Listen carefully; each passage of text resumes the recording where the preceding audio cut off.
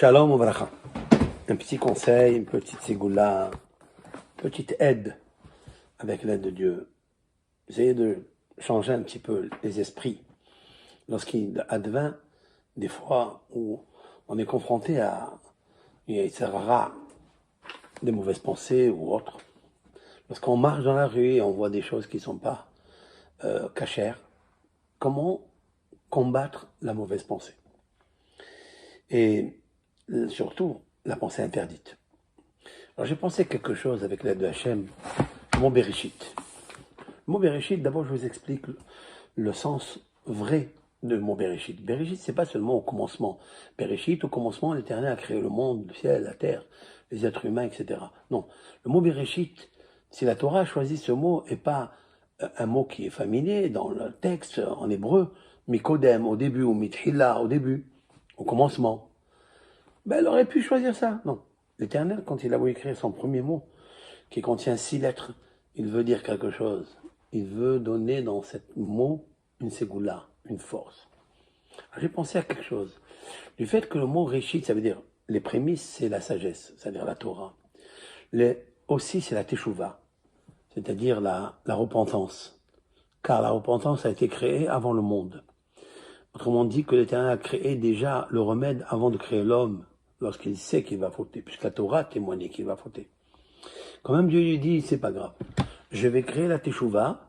Teshuvah, ça veut dire revenir à moi, regretter ses fautes et apprendre des bonnes décisions par rapport à la suite. Et Dieu te pardonne quand tu fais des choses sérieusement. Ça veut dire, en fait, le mot sagesse, il est accompagné avec le mot Teshuvah. D'accord?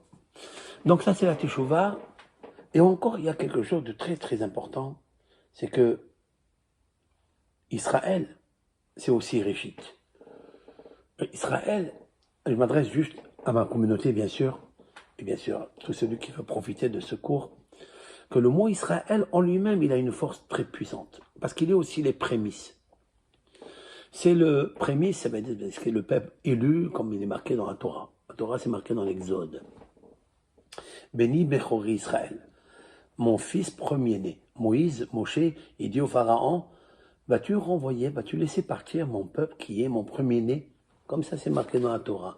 Nous, on est des élèves. On vient apprendre ce qui est marqué dans la Torah, dans l'écriture sainte. Donc, si je prends le mot, 3 fois le mot Bereshit, aux correspondances que je viens de vous dire, c'est-à-dire Bereshit, la sagesse, la Torah, Israël et la Teshuvah, alors quand il me vient des idées très mauvaises, il faut que je prenne cette main-là, je la passe sur le front et je dis 3 fois le mot Bereshit.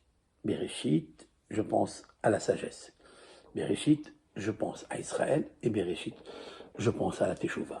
Vous allez voir combien vous frottez votre main chaque fois que vous sortez de votre bouche le mot Bereshit. Bereshit, Bereshit, Bereshit. Et alors, qu'est-ce que ça fait?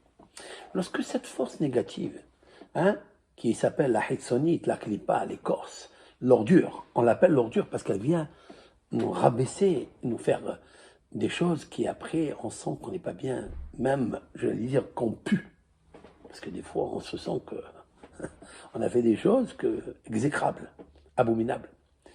Eh bien, vous savez comment on l'a détruit ce feu-là, négatif? Par le mot Bereshit. Pourquoi? Parce que dans le Zohar, et c'est ça la grandeur de la Torah, le mot Bereshit est la dichotomie de Berit Esh. Il y a 6 lettres. Bereshit, vous avez la lettre Bet, Resh, Yud, Tav, c'est Berit. Berit, c'est l'alliance. L'alliance. Qu'est-ce qu'il reste dans 2 lettres? Aleph, Shin, Esh, Berit, Esh, l'alliance de feu. La sagesse est l'alliance de feu. La Torah est l'alliance de feu. La Teshuvah est une alliance avec Hachem de feu, parce que tu veux que son amour. Tu veux pas le feu de l'amour qui est extérieur, qui celui-là te vide de ton contenu, t'enlève ton neshama. Je veux le feu de Dieu, le feu de la Torah. Et Israël, c'est aussi le feu. D'ailleurs, dans le mot Israël, il y a à l'intérieur Esh, il y a du feu dedans. Pourquoi? Yaakov, c'est appelé Israël. Dans Yaakov, il n'y a ni la lettre Esh, il n'y a pas le Aleph, ni la lettre Shin, il n'y a pas Esh qui veut dire le feu. Il n'y a pas. Alors pourquoi il lui a été donné le nom d'Israël? Parce que l'ange de feu, le représentant d'Ésaü, L'ange de feu, on l'appelle l'ange de feu. Il a voulu lui introduire et le réduire avec des mauvaises pensées. Et lorsqu'il a vu qu'il n'a pas réussi, il l'a nommé Israël. Ça veut dire, Li Esh, pour moi, il y a du feu. Le feu, c'est cette Torah. Le feu, c'est la Teshuvah. Donc, à nous, quand il arrive, des fois, des mauvaises pensées, avant de dormir, par exemple, eh bien, vous prenez ce bras droit, cette main droite, et vous faites comme ça. Bereshit, Bereshit, Bereshit. Et vous verrez une puissance nucléaire qui agit en vous. Et vous allez vous sentir bien et dormir convenablement. Bonne nuit. Kol Tov Lachem.